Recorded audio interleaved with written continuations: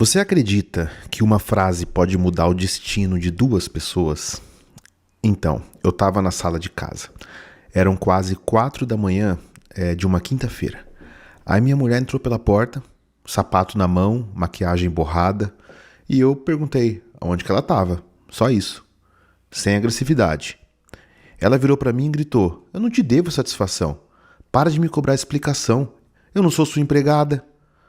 Aí ali, num segundo, mudou tudo pra mim. Mas não pelo motivo que você imagina. Não foi de raiva, não foi humilhação. Me deu uma calma na hora. Parece que me deu uma clareza. Eu nunca tinha sentido isso antes com ela. E foi essa calma que me fez responder bem baixinho: "Tá bom então." Uma hora depois, enquanto ela tomava banho, eu preparei minhas coisas. Peguei o que era meu. Fui embora, pro sul do país. E, por incrível que pareça, ela nunca mais me procurou. 4 anos depois, um dia, do nada, ela apareceu no meu trabalho. E travou na hora que viu um menino que veio correndo na minha direção, gritando: "Papai." Só que essa história não começa aí. Ela começa bem antes. E para você entender o que aconteceu naquela noite, eu preciso voltar um pouco. Meu nome é Sandro, eu tenho 38 anos, eu nasci e cresci em Palmital, interior do Paraná. O meu pai era caminhoneiro e minha mãe costureira. Uma casa bem simples, sabe? Muito simples, vida simples, daquele tipo que ninguém passa fome. Eu nunca passei fome, mas também não sobrava nada. Você também vem assim de famílias humildes, simples? Comenta aqui embaixo agora de que cidade você está me ouvindo. Então, eu comecei a trabalhar bem cedo. Eu tinha 14 anos e eu já ajudava no depósito de peças, organizando estoque, ajudando ele a organizar. E não era pesado, sabe? Mas era todo dia. E meu pai dizia que trabalho não mata ninguém. E eu acreditava, claro. E até hoje eu acredito. Aí depois eu fui para uma transportadora. Eu comecei como auxiliar e fui subindo. Hoje eu sou encarregado de logística. E não é um cargo que aparece, sabe? Ele não tem uma placa na porta. Mas foi o que me deu tudo o que eu tenho. Você sabe como que é? Quando você vem de baixo, cada conquista tem um peso diferente. Cada móvel que você compra, cada conta que você paga em dia, parece que você está provando alguma coisa. Não para os outros, mas para você mesmo. E foi nessa tocada que eu conheci a Lúcia. Foi num churrasco de fim de ano da empresa, em 2015. Ela trabalhava no comercial e ela era nova lá. E ela tinha uma energia muito boa. Daquelas pessoas que entram no ambiente, sabe, todo mundo olha. E não era só por beleza, ela tinha uma postura diferente. Ela ria alto, falava com as mãos, ela sabia ocupar bem o espaço. Eu estava encostado perto da churrasqueira, conversando com um colega de trabalho. Aí ela se aproximou e me olhou e disse: "Você é o único homem aqui que não veio puxar assunto comigo." Eu não sabia se isso era elogio ou uma crítica. E aí eu sorri e falei: "É que ainda não tinha chegado minha vez." Aí ela riu. E dali pra frente foi um negócio meio rápido. A gente saiu na outra semana, depois na outra. Em 2 meses a gente já estava praticamente morando junto. A Lúcia era bem intensa, sabe? Quando gostava, gostava de verdade. Aí quando queria, ela queria agora. Eu até gostava disso, sabe? Me tirava da zona de conforto, porque eu sempre fui muito tranquilo. E me fazia sentir mais vivo. Ela dizia que eu era o porto seguro dela, que depois de tanto relacionamento errado tinha encontrado alguém que prestava. E eu sempre acreditei, porque parecia verdade, porque eu queria que fosse verdade. Aí a gente se casou no civil, sem uma festa grande. Ela fez questão de dizer que não precisava de nada luxuoso, que o importante era a gente junto. E eu achei aquilo muito maduro da parte dela. Hoje eu entendo diferente, mas isso é mais pra frente. Nos primeiros anos, as coisas funcionavam. Eu trabalhava, ela também, a gente jantava junto via TV, planejava coisas que nunca realizava. Sempre a gente adiava uma viagem ou outra, sempre deixava para depois, muita correria, mas era bom, era tranquilo. Eu achava que casamento era aquilo: paz, rotina, companheirismo. E aí você vai me perguntar se eu era feliz. Sabe, felicidade é uma palavra bem forte. Eu estava bem, tranquilo, e para mim, sossego era quase a mesma coisa de felicidade. A Lúcia, ela trabalhava numa concessionária. Ela começou como vendedora e foi subindo. E eu fiquei feliz demais por ela, de verdade. Quando ela foi promovida a supervisora, eu fiz questão de sair para jantar, fazer um brinde e dizer que eu tinha orgulho dela. E eu era sincero nisso. Mas daí, as coisas começaram a ficar um pouco diferentes. Pequenas coisas no início. Tão pequenas que às vezes você nem registra. O celular, ela passou a esconder um pouco, sabe? Não deixar que eu visse as notificações. Ela começou a mexer no celular mais tarde da noite. Até aí tudo bem. O jeito que ela virava a tela quando eu passava perto, eu achava estranho. Eu não sou de desconfiar, eu nunca fui, sou muito seguro. Meu pai me ensinou que o homem que presta confia na mulher. Se não confia, você não casa. E ponto. É assim ou não é? Você concorda? Então justificava. Trabalho, cliente, grupo de vendas. Ela lidava com gente o dia inteiro. Era normal, né? Eu acho, ter mensagem toda hora. Aí teve uma noite que ela chegou perto das 11 horas da noite. E eu tinha feito janta. Deixei o prato na mesa, sabe? Ela comeu quieta, mexendo no celular. Perguntei como foi o dia. Ela falou, corrido. Mais nada. Aí eu perguntei, tá acontecendo alguma coisa? Aí ela ergueu os olhos e falou assim, por que você tá perguntando isso? Falei, não, curiosidade. Aí ela, não tá nada, é coisa do trabalho mesmo, você não ia entender. Aí eu engoli, fiquei quieto. Você sabe o que é engolir seco, sabe? Você quer falar alguma coisa, mas você para, acha melhor não? Aquilo que você quer falar, mas não fala porque você sabe que vai dar briga. Porque você não quer não quer ser o marido chato, o cara que reclama, o homem que pressiona. Aí você simplesmente engole. E foi isso que eu fiz, muitas vezes. Outra situação ficou marcada. A gente estava no mercado, num sábado de manhã, e encontrou uma colega dela no trabalho, sabe? Uma mulher magra, cabelo curto, ela se chamava Renata. Ela me olhou com uma expressão que eu não entendi na hora, mas depois eu entendi. Ela disse, nossa, então você que é o marido da Lúcia? Ela comenta pouco de você. Aí a Lúcia riu, mudou de assunto. Na hora pareceu uma bobagem. Depois, dirigindo para casa, aquilo foi martelando na minha cabeça. Comenta pouco de mim. E não era não comenta, era comenta tão pouco. Tinha uma diferença ali, mas deixei quieto. Aí você vai percebendo, sabe? A distância aumentando, o interesse diminuindo, as conversas ficando mais curtas, o toque íntimo ali da gente ficando mais raro.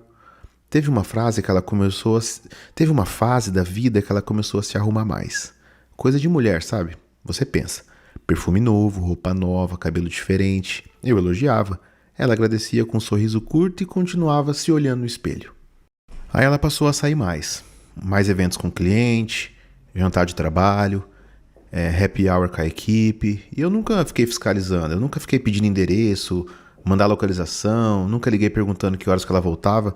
Eu sempre confiava.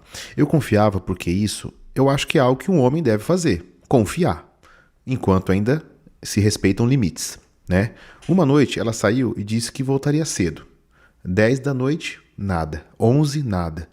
Aí meia-noite eu mandei uma mensagem. Ela visualizou e não respondeu. E eu fiquei no sofá esperando, preocupado. O apartamento estava limpo, a janta pronta, deixei a TV ligada ali, e eu ali olhando para o nada, sentindo uma coisa, sabe, estranha. 1h30, 2, 2h40, dei umas cochiladas. Era quase 4 da manhã quando eu ouvi a chave da porta.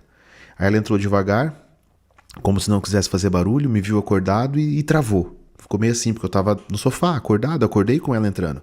Aí depois continuou como se nada tivesse acontecido. Ela falou assim, tá acordada ainda? Eu falei, tô. Por quê? Porque você disse que voltava cedo e já são 4 da manhã, Lúcia? Aí ela suspirou. Sabe aquele suspiro de quem se sente incomodada? Ela largou a bolsa no sofá e foi tomar uma água, na cozinha. Aonde você estava? Eu perguntei. Aí ela, com amigos. Eu falei, mas quais amigos? Aí ela, você não conhece. Aí eu falei, mas por isso que eu tô perguntando. Aí ela se virou, aí os olhos dela já ficaram diferentes. E não era de culpa, parece que ela tava com vergonha, sabe? Alguma coisa estranha, meio impaciente. Aí ela explodiu. Para de me cobrar explicações, Sandro. Eu não sou sua empregada, eu nem te devo satisfação. A voz dela saiu alta, sabe? Bem alta. Parece que os vizinhos ouviram. Porque eu tava tudo quieto, a vizinhança tudo quieta. Mas ali aquele negócio ecoou. Eu fiquei parado, sentado no sofá, olhando pra ela. Aí sabe o que passou na minha cabeça naquele segundo? Na verdade, nada. Tava um vazio, sabe? Não era um vazio. Não era exatamente uma tristeza. Era algo que eu não sabia nem nomear. Não sei nem até hoje exatamente o que é. Mas parece que meu cérebro desligou por um instante pra proteger algo, sabe? Que ele ainda não conseguia processar. Ela continuou me olhando, esperando que eu reagisse ou esperando uma briga. Porque tem casos que o cônjuge espera que a gente brigue pra talvez a gente fazer algo que dê razão pra ela. Concorda? Mas nessa hora, a melhor coisa é não brigar, tá? Ela esperou que eu gritasse de volta, que eu apontasse o dedo, fizesse escândalo, mas eu não fiz nada. Eu baixei a cabeça e falei, tá bom então. Aí ela falou, tá bom o quê? Falei, nada não, esquece. Aí ela pegou, jogou o casaco dela em cima da cadeira e foi pro banheiro. Bateu a porta, aí eu ouvi a água do chuveiro caindo. Eu fiquei ali sentado, olhando pra parede, pro nada. Aí sabe o que acontece quando você finalmente entende algo que esteve bem na sua frente o tempo todo? Como se assim a neblina saísse da estrada, as peças que estavam soltas começam a se encaixar. Aí o que era confuso estava ficando mais claro, sabe? Aí você se pergunta como que eu não percebi nada estranho antes. Joia, celular, saídas, frieza, o comenta tão pouco, o você não ia entender, aquele perfume. Tudo estava formando uma imagem bem clara para mim. Era uma imagem bem nítida. Mas eu não chorei, não gritei, não esmurrei a parede. Aí algo aconteceu comigo que eu não sei explicar direito até hoje. Uma calma meio esquisita. Como se fosse, como se o choque fosse tão grande que tivesse anestesiado, sabe? E eu olhei pro apartamento, nossa, as fotos da parede, os móveis que a gente comprou junto, a televisão que estava ligada. E parece que aquilo lá já não era mais meu, sabe? Parece que me desconectei do local. Ia lá no banho. Aí eu levantei do sofá, fui no quarto, abri o armário, peguei uma mala grande minha lá, em silêncio, e comecei pelas gavetas, sabe? Tirei uns documentos, meus certidões, passaporte, tudo que era importante, algumas roupas, essencial. Não peguei terno, nada assim de pesado. Peguei meu notebook de trabalho, o carregador. Peguei na gaveta do criado mudo uma foto antiga, sabe? Eu e meu pai na frente do caminhão dele. Guardei no bolso da jaqueta. Olhei em volta, o quarto tava do mesmo jeito sempre. Aquela cama desarrumada. Era mais ou menos 4h23, 4h25 da manhã. E o chuveiro ainda ligado. E ela tava cantarolando uma música que eu nem conhecia. Não sei se ela aprendeu naquela noite. Aí eu fechei a mala, peguei a chave do carro e deixei a aliança em cima da mesa em cima da cabeceira. Não escrevi nenhum bilhete. Não dei explicação. Ela tinha dito que não devia satisfação, eu também não devia. Aí eu saí. Saí de casa, fechei a porta. Tava tudo vazio, tudo em silêncio. Aí eu peguei, desci o elevador e coloquei a mala no porta-malas, umas 4h30. Respirei fundo, liguei o carro e saí. Dirigi pela cidade, tudo vazio. E eu peguei a BR-116 sentido sul. Sem plano, sem mapa. Só sabia que eu não queria mais voltar. Você já tomou alguma decisão que doeu, sabe, mas te aliviou ao mesmo tempo? Foi o que eu senti ali, naquela estrada. Deixando Curitiba para trás, a cidade estava meio apagada, sabe? Aquelas luzes do poste ainda diminuindo, o céu começando a clarear lá no horizonte. Um pouco de dor, um pouco de alívio. Eu não sabia exatamente para onde eu estava indo, nem o que eu estava sentindo direito. Só sabia que eu estava indo. E eu dirigi por quase umas 12 horas naquele primeiro dia, sem parar. Aí eu parei no posto ali em Santa Catarina, no sul, abasteci, tomei um café. Queimou a língua, claro, não tinha destino, mas uma sensação estranha. Aquela sensação de que cada quilômetro que ficava para trás era um peso menos nas costas. Você sabe como que é quando você respira fundo depois de muito tempo sem ar? Era mais ou menos isso. Aí cheguei em Porto Alegre, no outro dia. Parei bastante na estrada, olhar paisagens, respirar um ar puro, lugares que eu nunca tinha passado. Eu cheguei em Porto Alegre, não conhecia ninguém, não fazia ideia de onde eu ia ficar. Mas eu sempre quis conhecer ali, Porto Alegre. Eu peguei um hotel na beira da rodovia, ali perto do aeroporto, daqueles que aceita pagamento em dinheiro e não fica fazendo um monte de pergunta. Tomei um banho demorado, deitei na cama e fiquei olhando pro teto. E pela primeira vez eu não estava esperando ninguém para chegar, sabe? Não estava preocupado com quem estava lá fora, quem ia chegar. Aí o celular vibrou um monte naquela noite. Era a Lúcia, depois a irmã dela, depois a Renata, a amiga dela. Desliguei. No dia seguinte eu comprei um chip novo e joguei aquele número antigo no lixo. Ninguém da minha vida passada tinha aquele número. E era assim que eu queria. Claro que o WhatsApp permanece, mas pelo menos eu não ia ficar recebendo ligações. Aí eu passei a primeira semana praticamente no automático, sabe? Procurei um apartamento pequeno, coisa simples, um bairro tranquilo, longe do centro, e sinceramente, eu queria recomeçar a minha vida. E o dono era um senhor bigodudo chamado Ariovaldo, me alugou um quarto, um imóvel, sem pedir fiador, e quando viu que eu paguei 3 meses adiantado em dinheiro, ele me olhou assim, por cima dos óculos e do bigode, e falou: "Você tá fugindo de alguma coisa?" Eu respondi: "Eu tô atrás de sossego." Aí ele riu e falou: "Isso aqui você tem de sobra." Aí eu comprei algumas coisas, né, um colchão e tal, E eu não precisava de muita coisa, montei tudo. Aí fiz tudo isso aí no final de semana. Aí enquanto eu tava montando ali alguns móveis, eu de repente tava assoviando. Sabe aquele assovio de tranquilidade, cabeça leve? Eu acho que foi ali que eu entendi que tava começando a sarar. Aí eu peguei, claro, alinhei tudo a questão do meu trabalho, que eu tava trabalhando ali na minha cidade antiga, fiz o desligamento e eu consegui um emprego novo em Porto Alegre. O que eu tinha de experiência ali em Curitiba me ajudou muito, sabe? Uma empresa de logística aqui do Sul estava precisando de alguém para coordenar algumas rotas de entregas por todo o sul do Brasil, sabe? Algumas até no Sudeste. E meu currículo era muito bom. Eu não tinha muitas referências recentes, sabe? Eu comecei em 15 dias. O salário era menor, mas era o suficiente só para mim. E eu sozinho não ia gastar muito. Aí você me pergunta se eu senti falta dela. E eu vou te falar. No começo, eu achei que eu ia sentir. Eu senti um pouco de falta da rotina, sabe? Mas o que eu sentia mesmo não era tanta saudade, era estranheza. Sabe o corpo acostumando com a rotina? O corpo está acostumado com a rotina e a cabeça sempre pensando as mesmas coisas e de repente você muda tudo. Só que meu coração ele já tinha ido embora daquele sentimento antigo muito antes de eu pegar aquela estrada.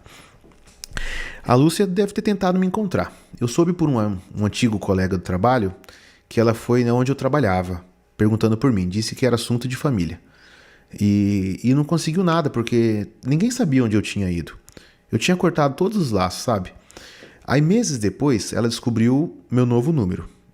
Até hoje eu não sei como.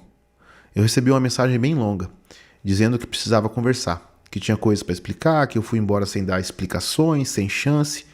Eu não respondi, eu ignorei. Depois vieram algumas ligações de alguns números que eu não conhecia, e eu bloqueei todos. Ela tentou uns 2 meses, e depois ela parou. Aí ela nunca mais me procurou. Foi o que eu pensei por 4 anos. Nesse tempo, vamos lá, deixa eu contar o que aconteceu nesse tempo. Eu reconstruí minha vida. E claro que não foi rápido, é muito tempo, 4 anos. Eu acordava cedo, trabalhava, voltava para casa, cozinhava minha comida, fazia aquela caminhada na orla do Guaíba, final de semana. Isso me fazia muito bem. Aí foi numa dessas caminhadas que eu conheci a Elisa. Ela estava sentada num banco, olhando para a água, um sorvete na mão, lendo um livro. E o sorvete já estava pingando e derretendo no livro dela. E ela nem tinha percebido, sabe? Aí eu parei e falei, moça, o seu livro tá tomando sorvete. Aí ela olhou, riu, e sabe aquele riso que ficou na minha cabeça?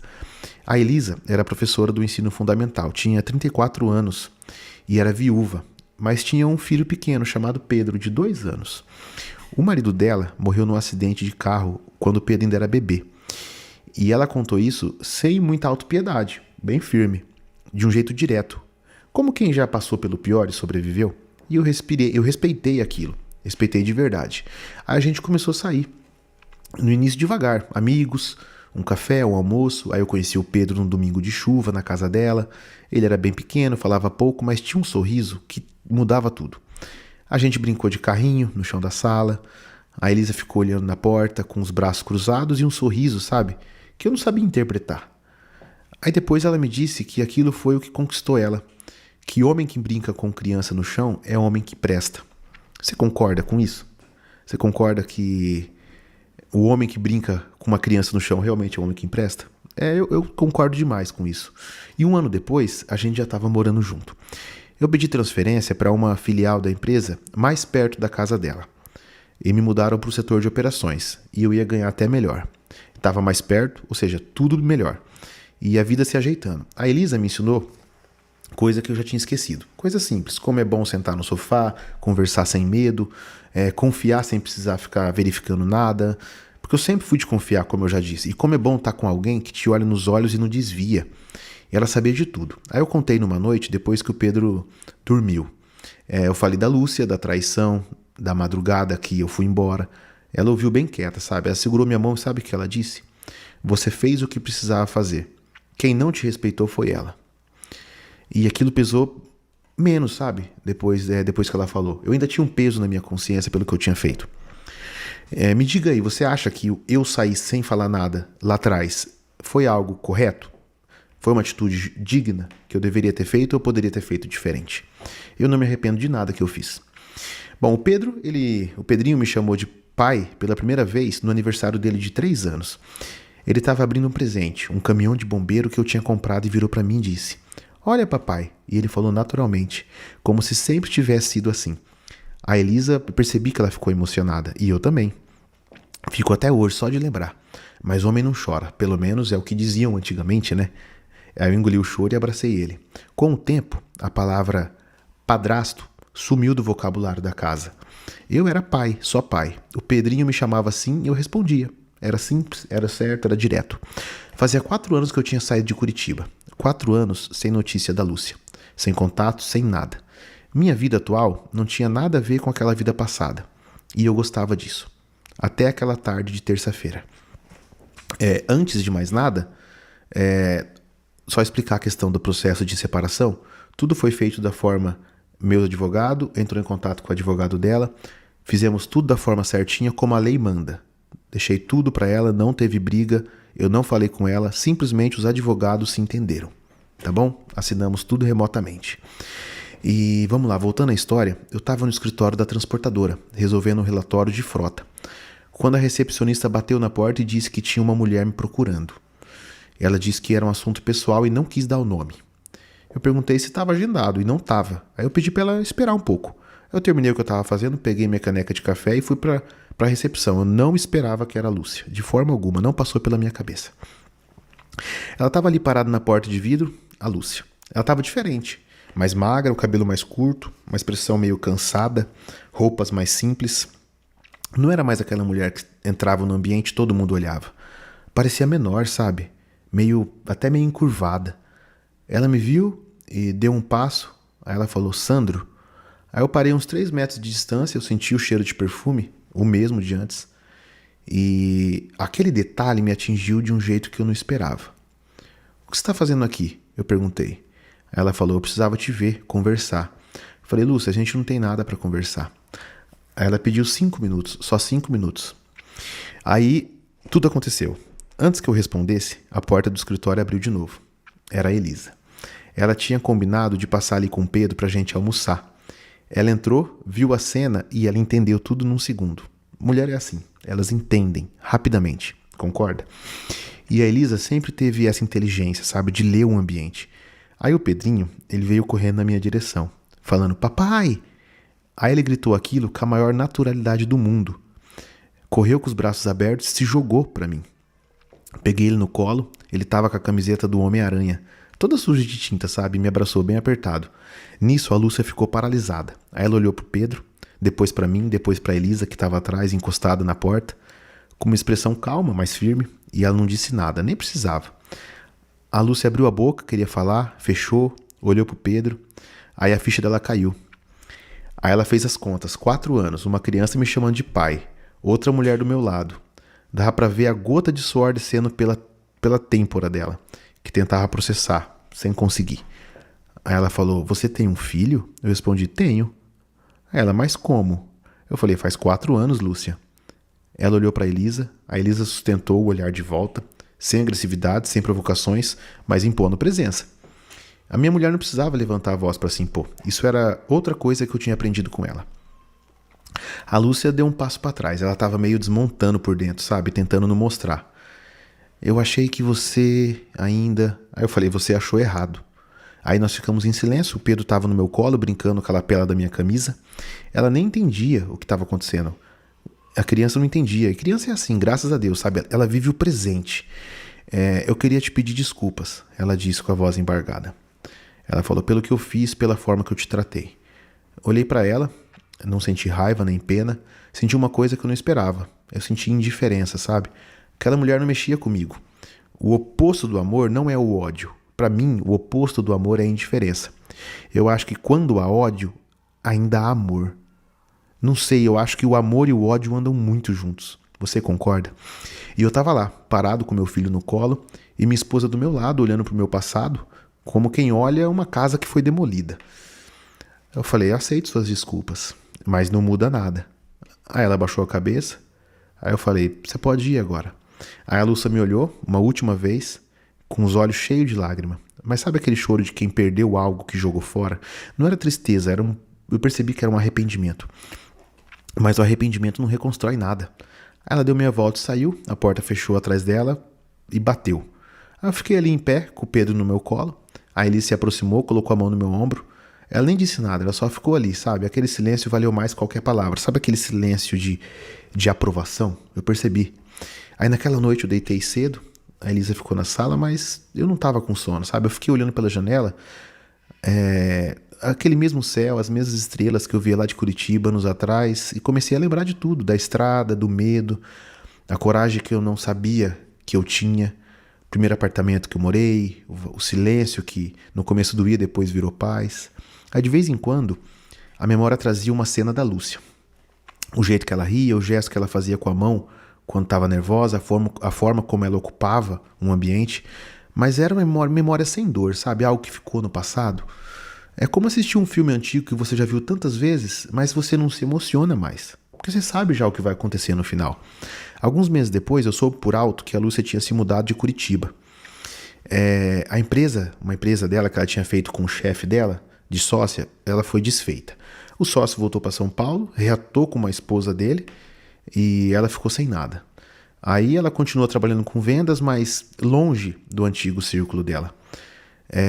E não me deu satisfação isso, não deu tristeza, sabe? Uma vez o Ronaldo mandou uma mensagem para mim dizendo que ela estava perguntando de mim de novo. Queria saber como que eu tava e tal. Eu respondi, fala que eu tô bem, mais nada. Bom, o Pedro cresceu, virou um menino falante, curioso, adora futebol, pergunta todo dia. Outro dia ele perguntou por que eu não era o pai de barriga dele.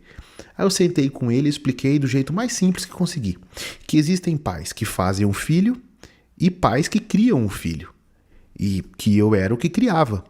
Ele pensou um pouco e disse, então você é meu pai de criar? Eu respondi que sim.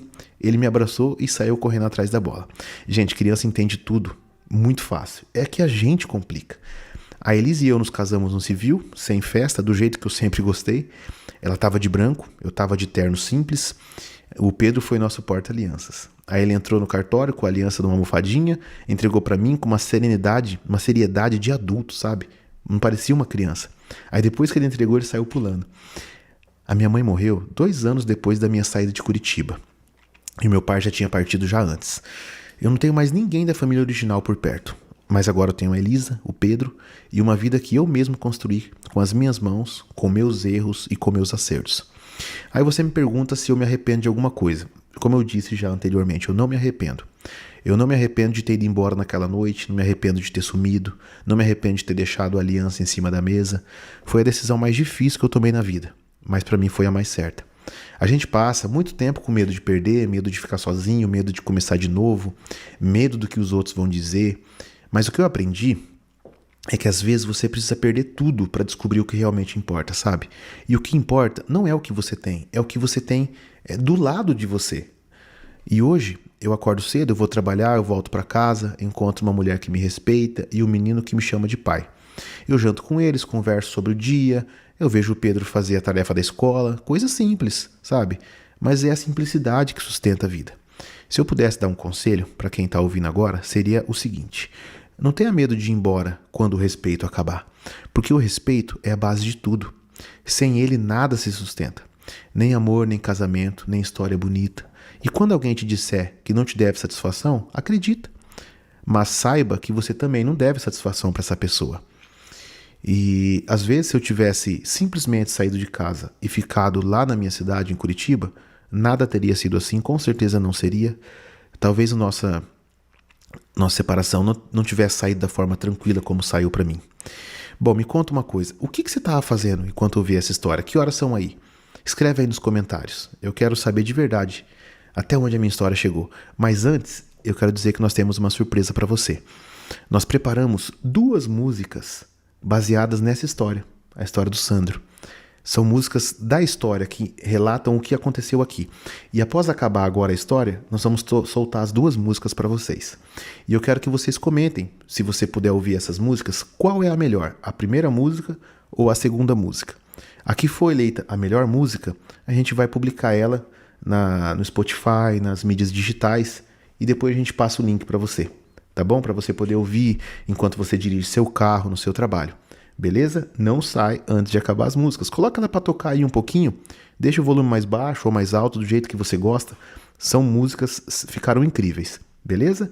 Bom, antes, se inscreve no canal, ativa o sininho, toda semana tem uma história nova. Se você tem uma história que você quer que a gente conta, manda no e-mail historiasvolante@gmail.com.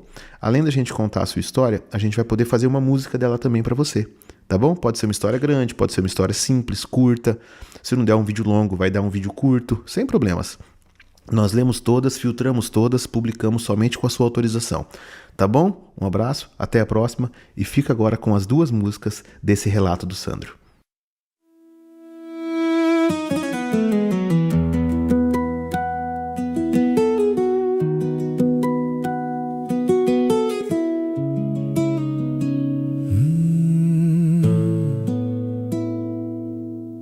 Eu vim do interior do Paraná. Meu pai dizia que homem não precisa de palco pra ser grande. Eu carreguei essa frase comigo enquanto carregava a caixa no depósito. E aprendia que trabalho não mata, mas a ingratidão machuca devagar. Ela chegou no churrasco de fim de ano, disse que eu era o porto seguro, eu acreditei, porque era bom demais pra ser mentira. E quando a gente quer muito que algo seja verdade, a gente fecha os olhos pro que tá na frente. Mas o celular virado pra baixo, o perfume que eu não conhecia, as notificações de madrugada, tudo falava. Eu escolhi não ouvir. Tá bom então, foi só isso que eu respondi, enquanto a água do chuveiro ainda caía. Ela gritou que não me devia nada e eu fiz as malas sem fazer barulho. Às 4:30 da manhã, a BR-106 me levou pro sul e eu não olhei pra trás.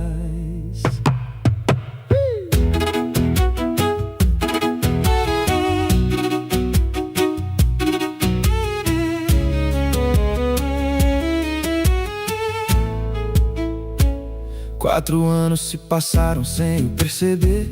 Eu conheci uma professora na beira do rio e um menino que me chamou de pai, com a naturalidade de quem só quer amor. E eu que achava que já tinha vivido tudo, descobri que ainda nem tinha começado.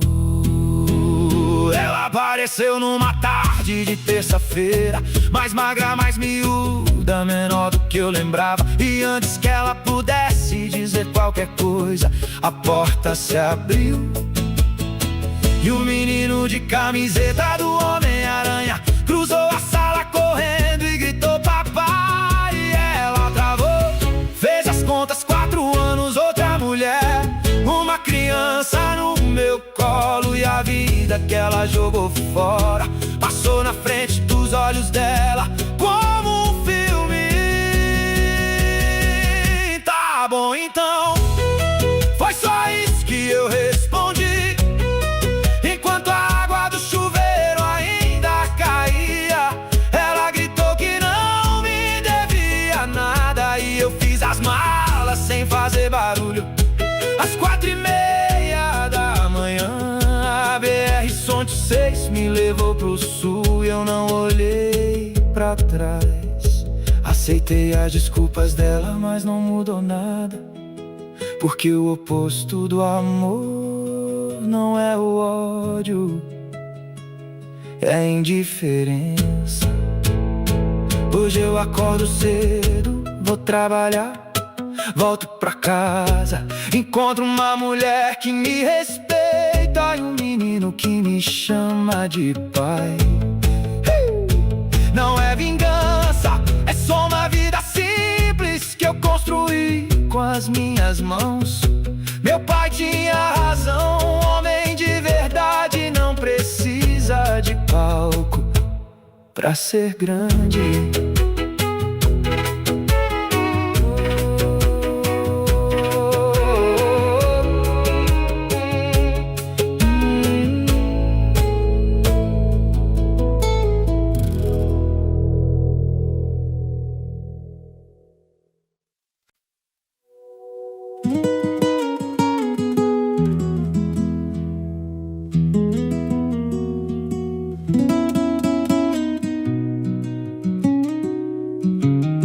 Eu vim do interior do Paraná. Meu pai dizia que homem não precisa de palco pra ser grande.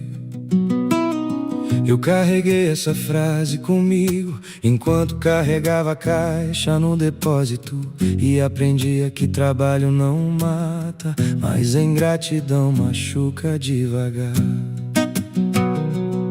Ela chegou no churrasco de fim de ano, disse que eu era o porto seguro. Eu acreditei, porque era bom demais pra ser mentira. E quando a gente quer muito que algo seja verdade, a gente fecha os olhos pro que tá na frente. Mas o celular virado pra baixo, o perfume que eu não conhecia, as notificações de madrugada, tudo falava e eu escolhi não ouvir. Tá bom então, foi só isso que eu respondi, enquanto a água do chuveiro ainda caía. Ela gritou que não me devia nada, e eu fiz as malas sem fazer barulho, às 4:30 da manhã. A BR-106 me levou pro sul, e eu não olhei pra trás. 4 anos se passaram sem eu perceber. Eu conheci uma professora na beira do rio, e um menino que me chamou de pai, com a naturalidade de quem só quer amor. Eu que achava que já tinha vivido tudo, descobri que ainda nem tinha começado. Ela apareceu numa tarde de terça-feira, mais magra, mais miúda, menor do que eu lembrava. E antes que ela pudesse dizer qualquer coisa, a porta se abriu, e um menino de camiseta do Homem-Aranha cruzou a sala correndo e gritou: papai. Ela travou, fez as contas: 4 anos, outra mulher, uma criança no meu colo, e a vida que ela jogou fora passou na frente dos olhos dela como um filme. Tá bom então, foi só isso que eu respondi, enquanto a água do chuveiro ainda caía. Ela gritou que não me devia nada, e eu fiz as malas sem fazer barulho, às 4:30 da manhã. A BR-106 me levou pro sul, eu não olhei pra trás. Aceitei as desculpas dela, mas não mudou nada, porque o oposto do amor não é o ódio, é indiferença. Hoje eu acordo cedo, vou trabalhar, volto pra casa, encontro uma mulher que me respeita e um menino que me chama de pai. Não é vingança, é só uma vida simples que eu construí com as minhas mãos. Meu pai tinha razão, homem de verdade não precisa de palco pra ser grande.